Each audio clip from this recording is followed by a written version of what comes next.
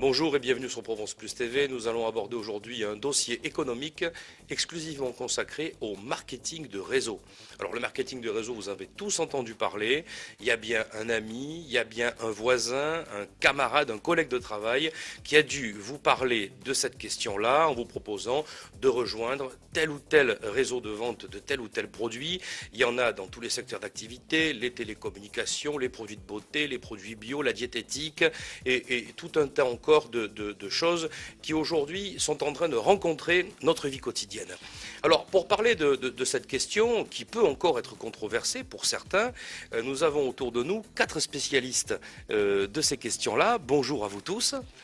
Voilà, on va essayer pour nos téléspectateurs de décrypter aujourd'hui d'abord la définition, puis aussi l'intérêt économique que peut représenter le marketing de réseau. Alors on va commencer par vous, Fabien. Bonjour Stéphane. Bonjour. Alors j'aimerais qu'avec vous on aborde rapidement la définition de ce mot marketing de réseau.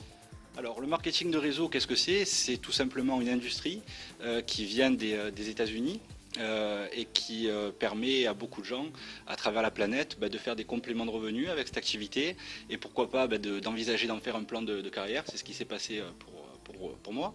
Donc cette industrie, en quoi elle consiste concrètement? C'est ni plus ni moins que du bouche à oreille. Alors, ces entreprises américaines se sont rendues compte d'une chose, c'est que nous, simples particuliers, au quotidien, nous faisons de la publicité pour les entreprises en faisant du marketing de réseau, du bouche à oreille. Je vais vous donner un exemple très simple. On fait du marketing sans le savoir. Exactement. C'est-à-dire que demain, je vous recommande un bon resto. C'est une publicité qui est très efficace, qui marche, on le sait. Immanquablement, où il y a de fortes chances, vous allez aller dans ce restaurant, payer une facture et... donc je génère un chiffre d'affaires justement avec ce bouche à oreille. Qu'est-ce qui se passe dans le système traditionnel? C'est que vous ne gagnez pas d'argent en ayant fait ce marketing de réseau. Avec le marketing de réseau que nous pratiquons, c'est justement faire la même chose, mais être rémunéré pour avoir justement fait cette recommandation.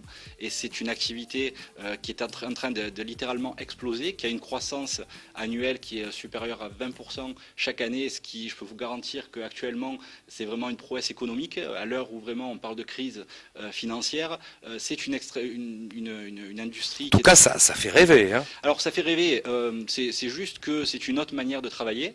Certes, elle est différente, elle est peut-être vue par certains comme bizarre, mais c'est pas parce que c'est bizarre que ça marche pas. Et si on veut peut-être à un moment donné avoir des revenus bizarres, il faut peut-être faire des choses bizarres. Alors Thierry, maintenant je me tourne vers vous. Tout de suite, on va rentrer dans le dur, sur les questions juridiques. Alors on nous dit le marketing en réseau, c'est de la vente pyramidale. La vente pyramidale, c'est interdite. Bon, on sait aujourd'hui que ça marche pas vraiment comme ça. On sait que sur le plan du droit, il y a un espace qui existe juridiquement. Précisez vraiment à nos téléspectateurs aujourd'hui, légalement, vous êtes ici des professionnels, des gens qui avaient des revenus concrets, mensuels, cohérents, liés à ces activités-là. Dites bien aux téléspectateurs comment ça marche sur le plan juridique. Alors déjà bonjour à tous. Alors effectivement, il ne faut pas confondre l'industrie du marketing de réseau avec ce qu'on appelle les bonnes vieilles sociétés pyramidales des années 80 qui ont effectivement traumatisé les Français. Alors il faut bien comprendre quelque chose. Déjà, parlons de définition légale. Une société dite pyramidale, c'est quoi? C'est tout simplement une société qui ne vend rien du tout, où il existe des transferts d'argent entre les personnes, et où on est à peu près sûr et certain de ne jamais gagner plus que celui qui est au-dessus de soi, et certainement plus que celui qui est en dessous. Il faut bien comprendre quelque chose, le marketing de réseau n'a absolument rien à voir. Vous pouvez tout à fait dépasser la personne qui vous a parrainé, tel est mon cas, puisque mon parrain est à côté de moi, et dans notre société, nous avons des positions qui sont hiérarchiquement inversées par rapport à nos dates. Parlez-nous du terme de position. Alors, les termes de position, si vous voulez, dans le marketing de réseau, et ce qui est pour moi le plus... paritaire entre tout ce que l'on peut voir, c'est qu'en fonction de la structure de votre réseau, on parle généralement de branches, vous pouvez avoir une évolution qui peut être supérieure à la personne qui vous a parrainé. Tout simplement parce que peut-être que vous travaillez plus, que vous impliquez plus. L'élève a dépassé le maître. Tout simplement. Voilà. Pour ma part, c'est ce qui s'est passé. D'accord. Et il y a aussi l'acquisition client, bien Alors, entendu. comment chasser cette idée qu'il peut y comment avoir chasser sur le cette plan juridique des soucis? C'est très simple. Allez. Pour se renseigner, c'est très simple. Il existe une fédération qui s'appelle la FVD, la Fédération de Vente Directe, et qui répertorie les sociétés qui sont plus ou moins affiliées à cette société. Je dis pourquoi plus ou moins, parce qu'en France, comme il y a encore beaucoup d'a priori, toutes les sociétés ne sont pas spécialement affiliées à la Fédération française, mais par contre sont affiliées à la Fédération mondiale. Donc il faut un peu se renseigner et voir. Après, ce qu'il faut savoir aussi, c'est que l'année dernière, le ministère du Travail, avec notre ministre qui était en place à l'époque, a signé avec la FVD et les organismes de la NPE la légalité de la chose, puisqu'aujourd'hui la NPE est autorisée et même encouragée à publier les annonces d'opportunités, d'affaires à travers ces différentes sociétés de Alors ça, c'est MLM. un point très Aujourd'hui, important. ça abolit peu que peu les a priori parce que des gens en ont encore. Alors pour les gens qui ont encore des a priori, je vous dirais, écoutez, les gens qui vous invitent à des réunions pour savoir un petit peu quelle est la société avec laquelle ils travaillent, demandez-leur de vous montrer un bulletin de commissionnement, puisqu'on est affilié au statut de VDI. Alors il y a plusieurs statuts, mais en général c'est le VDI. Et dans le VDI vendeur à domicile indépendant, voilà. Excusez-moi, qui a été voté par Alain Mandelin, qui était à l'époque ministre du Commerce, tout à fait. Et donc vous verrez à travers ces bulletins-là que l'on paye des charges sociales, que l'on paye de la TVA. Donc si on est en égalité, j'allais dire, avec le trésor public, je ne vois pas où est le problème. Après, si vraiment encore vous avez besoin de preuves, effectivement, renseignez-vous sur les sociétés qui sont présentes en France.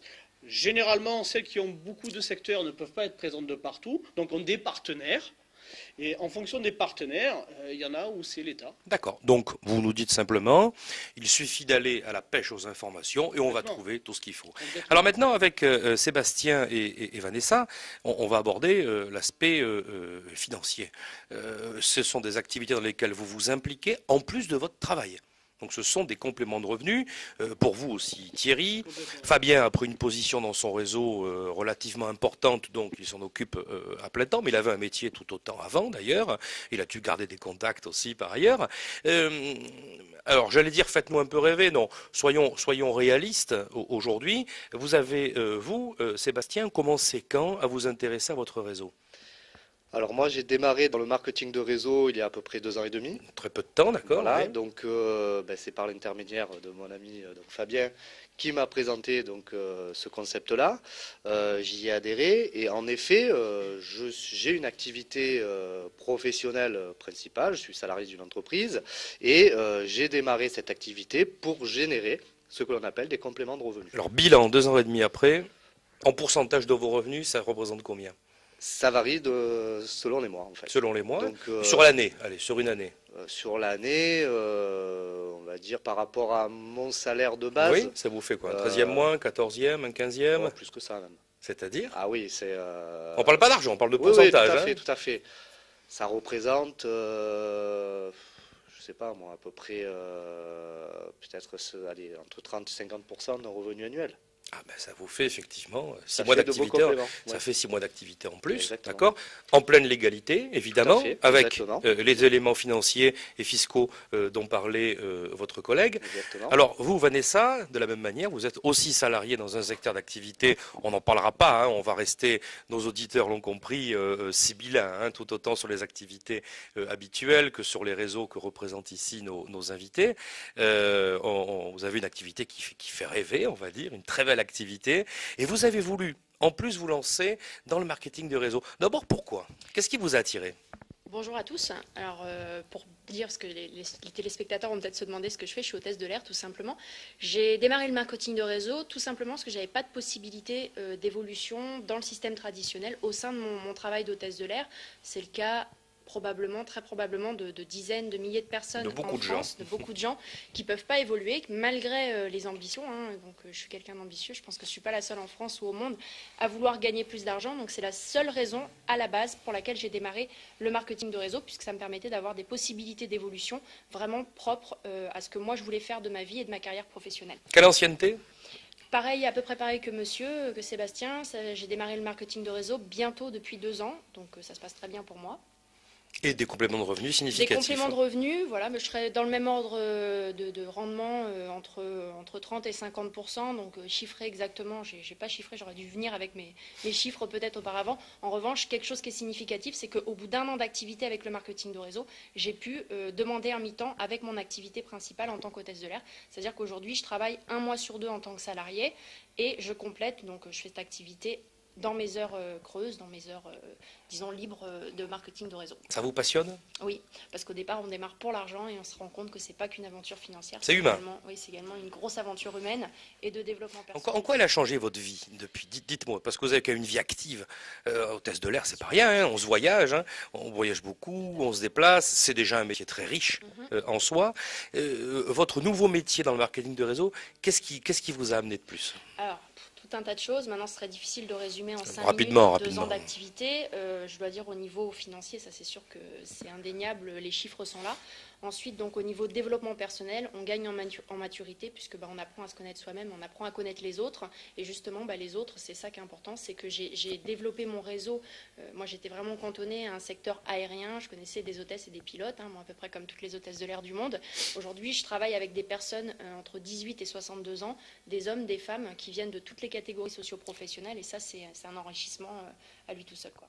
Fabien, on a abordé tout à l'heure rapidement une question clé dans cette période de crise, de chômage, en tout cas de doute, l'importance du marketing de réseau au niveau de l'emploi.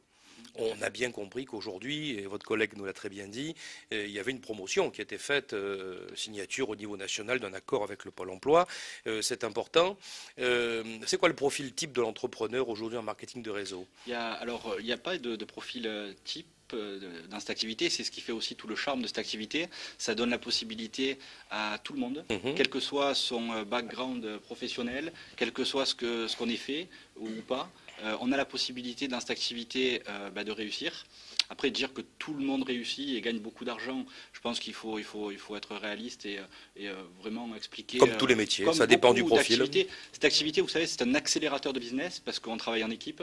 On est là pour distribuer un produit et construire aussi une équipe qui va distribuer ce produit à plus grande échelle et on va être rémunéré comme ça sur un chiffre d'affaires qui sera beaucoup plus important parce qu'on est plusieurs à travailler. Donc c'est ce qui fait vraiment la puissance du marketing de réseau. Vous savez, je crois que c'est le premier milliardaire américain qui a dit « Je préfère 1% du travail de 100 personnes que 100% de mon propre travail. » Bien sûr. Et ça paraît logique. On travaille, on fait travailler les autres, tout le monde est gagnant. Quand on a préparé cette émission, vous nous avez parlé de chiffres très importants de création d'activités en France et dans le monde. Alors, redonnez ces chiffres pour nos téléspectateurs. J'ai entendu ça récemment en France. On table dans l'industrie du marketing de réseau sur une création de 100 000 postes. Ce qui, à l'heure actuelle, je pense, est quand même quelque chose d'assez significatif et de vraiment très éloquent. Après, en termes de croissance, c'est une activité, je vous l'ai dit tout à l'heure, qui connaît une croissance qui est supérieure à 20%. Je pense que là, tous les chefs d'entreprise comprendront vraiment, ça leur parlera et que la croissance est vraiment très très importante. Et voilà, donc après, est-ce qu'il y a des gens dans cette activité qui ne gagnent pas d'argent?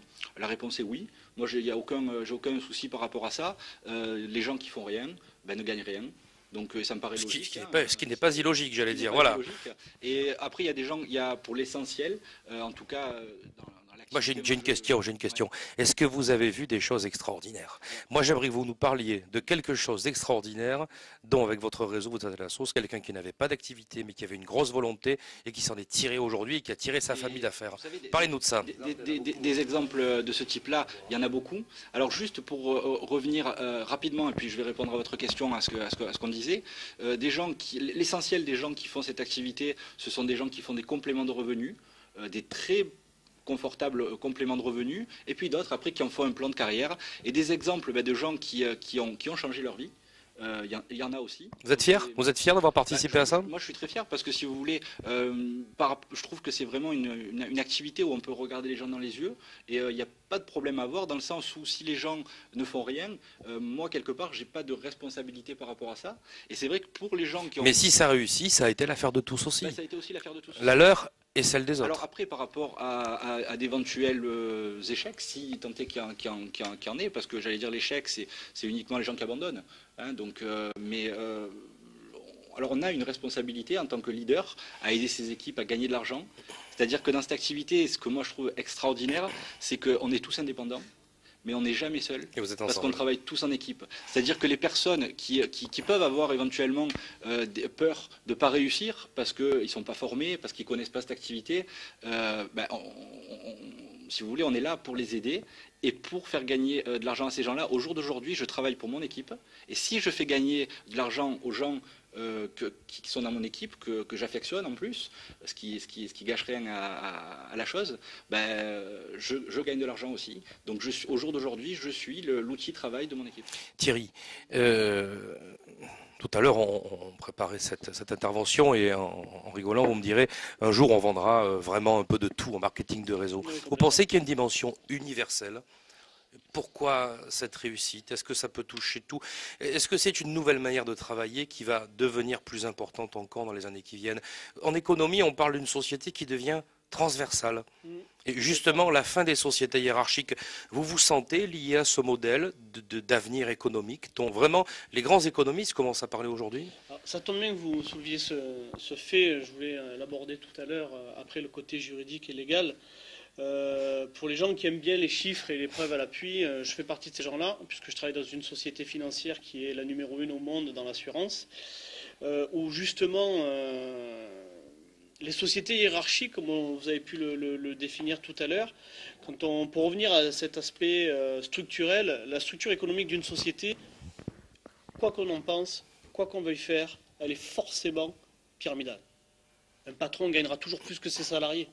C'est comme ça. On ne peut pas en revenir. Maintenant, dans cette société-là, c'est là où c'est intéressant. Tout à l'heure, Fabien vous faisait part des chiffres France. Moi qui suis souvent à l'étranger, je vous parlais des chiffres monde. Il faut savoir une chose, c'est que le marketing de réseau a généré plus de 273% de plus-value sur son chiffre d'affaires, toutes sociétés confondues. Je ne pense pas qu'un seul pays au monde soit capable de faire ne serait-ce que le 10e. Il faut bien comprendre ça. Aujourd'hui, on dit on vend de tout en marketing de réseau. Aux États-Unis, en Amérique du Nord, plus de 30% de la distribution des produits d'utilisation courante 30%. est issue du C'est marketing de réseau. 1 millionnaire sur 4 naissant aux États-Unis est issu du marketing de réseau, chaque année. Alors, est-ce que c'est extraordinaire? Non. Tout à l'heure, on parlait des gens qui font de l'échec. Oui, il y a des gens qui font de l'échec, bien sûr. Mais au même titre qu'un plombier qui va acheter ses outils et qui ne se lève pas le matin pour aller travailler. C'est pas pour ça que la plomberie, c'est malsain. Non, il y a juste qu'il y a des gens qui travaillent et d'autres qui ne sont pas faits pour travailler de leur propre chef. Je considère tout le monde, attention, je ne dénigre personne. Et surtout pas les plombiers. Et surtout pas les plombiers. Il faut bien comprendre une chose, c'est qu'il faut de tout pour faire un monde. Le marketing de réseau, est-ce que ça peut être la solution pour tous? Oui. Est-ce que ça sera la solution pour tous? Non. Très bien. Alors Non. justement, dans cette optique, Sébastien, les produits de marketing de réseau, aujourd'hui, on est très sollicité. Alors d'abord pour en acheter, déjà, et dès qu'on en achète tout de suite, on vous dit, mais tiens, pourquoi tu n'intègres pas le réseau? Alors vous avez une vocation de développeur, comme tous vos collègues qui sont ici. C'est quoi pour vous le profil, on va dire, psychologique, de la personne qui risque de réussir là-dedans? Est-ce que vous avez une petite idée? Quand vous voyez des gens que vous ne connaissez pas, vous vous dites, tiens, celui-là ou celle-là, il y a quelque chose de bien qui va se préparer. Alors, ce qu'il y a, c'est qu'on ne peut pas déterminer à l'avance qui va réussir, qui ne réussira pas. Parce que les gens, ce qu'ils ont au fond d'eux-mêmes, il n'y a qu'eux qui le savent. Et nous, on ne le sait pas. Donc après, il y a évidemment, avec un peu de recul et d'expérience, on arrive à voir certains profils qui se dégagent et de déterminer. Mais après, c'est la volonté de chacun, c'est l'envie, c'est la résistance à l'échec. C'est-à-dire qu'on a des profils décalés, c'est-à-dire qu'on a des profils de gens qui sont des cadres supérieurs, qui ont vraiment du temps. On retrouve de tout. Et puis de l'autre côté, des gens qui sont au minimum sociaux et tout. Et les deux peuvent réussir. Exactement. En Très fait, bien. il n'y a pas de... C'est l'entreprise démocratique. Voilà, il n'y a pas de critères, c'est-à-dire que tout le monde peut réussir. Mhm. Le tout, c'est de s'en donner les moyens. Après, aujourd'hui, on retrouve dans le marketing de réseau, mais voilà, du jeune homme de 18 ans qui est étudiant au retraité de 65 ans, et en passant par toutes les catégories socio-professionnelles. Et voilà, tout le monde peut faire le marketing de réseau, tout le monde peut réussir. Après, c'est à chacun de faire ce qu'il faut pour réussir. Alors Vanessa, on va vers le mot de la fin, cette émission va s'achever. Vous êtes quand même tous des gens qui vont être aussi des formateurs. Vous formez les nouveaux qui arrivent, vous aussi. Hein. Qu'est-ce que vous diriez à nos téléspectateurs pour leur parler justement du fait que, comme l'a dit Fabien tout à l'heure, les gens sont encadrés, ils doivent agir, mais ils sont quand même pas seuls non plus. Et vous allez organiser des sessions de recrutement, puis des sessions de perfectionnement dans vos activités aussi. Hein, sessions de formation, oui, tout à fait. En fait, les sessions de formation sont organisées dans chaque marketing de réseau différent par les personnes qui ont débuté, c'est-à-dire que les anciens travaillent pour les nouveaux. Ça, c'est vraiment important de le comprendre. Et donc, également par les entreprises directement. Alors, je connais pour ma part le fonctionnement de ma société de marketing de réseau avec laquelle je travaille. Je pense que c'est la même chose dans chaque société de marketing de réseau. C'est-à-dire que les personnes qui démarrent, le seul critère, et on en a plus ou moins parlé tous les quatre, le seul critère commun en fait qu'on a tous quand on démarre un marketing de réseau, c'est la motivation à gagner plus d'argent, à changer sa vie, à changer quelque chose financièrement dans sa vie. Mais nos réunions, restons sur nos réunions quand même. Et ensuite, donc, ce qui va nous aider, c'est les formations qui sont dispensées donc, par les leaders que nous sommes, hein, tous les quatre, et tous les leaders qui font du marketing de réseau aujourd'hui en France et dans le monde, pour pouvoir aider les nouveaux qui n'ont aucune connaissance en marketing de réseau à se former grâce à ces formations. Fabien, un petit mot de conclusion. On a tous vu à la télé, dans les journaux, ces photos de grand-messes avec le ou les présidents fondateurs de tel ou tel réseau. C'est des paillettes ou il y a une réalité ? Non, vous savez, la promotion des événements est quelque chose qui est vraiment central dans cette activité, pour une raison très simple, et je vais être extrêmement sincère et honnête dans ce que je vais dire, c'est qu'au jour d'aujourd'hui, cette activité, pour moi, c'est pas réellement du travail. Alors, ça ne veut pas dire que c'est pas sérieux ou qu'on prend ça à la rigolade, mais je prends vraiment un réel plaisir à développer cette activité parce que je travaille avec mes amis, on gagne de l'argent ensemble. Et je peux vous garantir que c'est beaucoup moins pénible que de faire du marteau-piqueur. Et j'ai rien contre les gens qui font ça, et je les respecte. Ni contre les plombiers, donc. Ni contre les plombiers, voilà. Mais c'est vraiment un réel plaisir. Et donc c'est la raison pour laquelle ces événements, c'est à l'image en fait de ce qu'on vit dans cette activité. Et c'est pas des paillettes et c'est pas du superflu. On apprend. Il y a surtout des grosses formations qui sont disponibles. Voilà, c'est des moments de formation, d'émulation aussi. Ce sont des grands moments de formation avec des gens qui ont eu des réussites extraordinaires et qui nous expliquent l'état d'esprit à avoir, qu'on peut appliquer pas nécessairement qu'au marketing de réseau, mais tout simplement dans la vie. Oui, ça change aussi les choses pour soi. Voilà, Vanessa tout à l'heure parlait de développement personnel. C'est vrai que le développement personnel fait partie des choses dans la vie, il me semble, qu'il faut avoir pour avoir les clés pour réussir. Thierry, rapidement, mais une question aussi. Prenez le micro. Une question aussi. On dit en France qu'il n'y a pas assez de commerciaux, que les Français n'ont pas assez l'esprit commercial. C'est vrai, c'est faux. Est-ce que vous pouvez changer les choses ? Est-ce qu'on peut changer les choses? J'en aurais pas cette prétention. Est-ce que l'industrie marketing de réseau peut changer les choses? Oui, je le pense. Aujourd'hui, comme je vous ai dit, moi je travaille dans une société d'assurance où effectivement je vois que la force commerciale, malgré notre ampleur à travers le monde, laisse à désirer. On va parler de qualité humaine, d'accord? Dans ce marketing de réseau, justement, il n'y a pas de force commerciale. Parce que vos premiers clients, c'est déjà vous-même ou des gens de votre famille qui vont essayer vos produits, les tester. Certes, pour vous faire plaisir au départ. Mais quand un test qui peut être cruel. Voilà. Mais quand ils vont se rendre compte, oui, mais généralement, vous savez, quand on va voir sa famille ou ses amis, on n'y va pas avec le couteau dans le dos. On sait ce qu'on vend. Et le souci, et j'allais dire l'avantage pour nous, c'est ce que je vous expliquais tout à l'heure, c'est qu'on va se retrouver à vendre des produits ou des services d'utilisation courante que les gens utilisent déjà. Mais la seule différence, c'est que nous, on va leur distribuer moins cher. Alors pourquoi? On n'a pas de baguette magique, pas de pub, pas de locaux, pas de gestion de stock, pas de gestion de personnel. Tout ça, ce sont des coûts inhérents à une entreprise. Et nos téléspectateurs remarqueront que nous n'avons fait la publicité pour personne. Tout à fait. Moi, pour ma part, je suis patron de ma propre société dans, j'allais dire, l'industrie traditionnelle. Je peux vous assurer que quand je paye mes charges sociales ou mes charges perso, j'aimerais beaucoup plus faire du marketing de réseau, je peux vous l'assurer. Parce que c'est 70% de ma rémunération aujourd'hui. Alors que dans l'industrie du marketing de réseau, tant qu'on ne dépasse pas certains seuils, ça après il y a des plafonds fiscaux qui sont mis en place, on est bien loin de ces taux-là. Alors pour en revenir rapidement à ce que vous disiez tout à l'heure, effectivement l'industrie du marketing de réseau a toute sa dimension dans le monde qui s'approche vers nous. Est-ce que c'est obsolète? Non. Pourquoi? Parce que les sociétés qui vendent des produits et des services que vous utilisez déjà, c'est votre vie. Votre vie évolue, les produits aussi, tout simplement. La structure est mise en place, les produits évoluent, les services évoluent. Je pense qu'on a tout à y gagner, aussi bien les consommateurs que les distributeurs, que les sociétés. Sébastien, pour finir rapidement, confiant? Ah oui. L'avenir, c'est quoi alors, dites-nous? Ah ben, l'avenir, c'est de développer le réseau, encore plus grand que ce qu'il est, de franchir différentes positions qui sont donc établies par des critères dans l'entreprise. Des règles valables pour tout le monde. Voilà. C'est d'avoir le réseau de distribution le plus grand possible pour avoir ce qu'on appelle une liberté financière et pouvoir vivre mes rêves. Bien, donc le marketing de réseau à la conquête de tous les marchés. En tout cas, on regardera ça avec vous. On continuera à suivre votre activité. On vous remercie d'avoir participé à ce plateau et on vous souhaite une bonne continuation. Et vous avez un tel enthousiasme que je pense la réussite va continuer à se prolonger. Merci bien.